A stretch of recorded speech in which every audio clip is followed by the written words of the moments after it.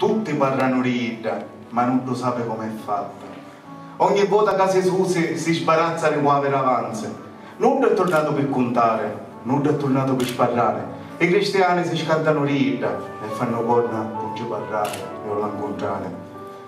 Idda è una vecchia vissuta renivolo, con canuscio orario, amicizia e raccomandazione.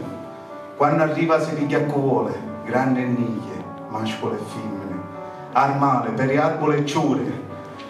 Porta lutto e chianto, un sempre candente, un taglianente, se mutato strasannato, se siro mattina, se domenico lavorante, se povero benestante, o vecchio 80 anni e un giovane di 20 anni.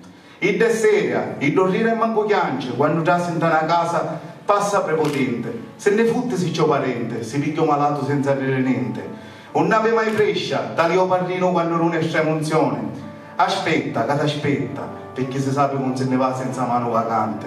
Le lacrime di Idda sono acqua, Idda è sempre in mezza strada e corre avanti e non re. Non ne capita ma non niente. Passi a spissa e si picchia sempre tanta gente che non ci ha fatto niente.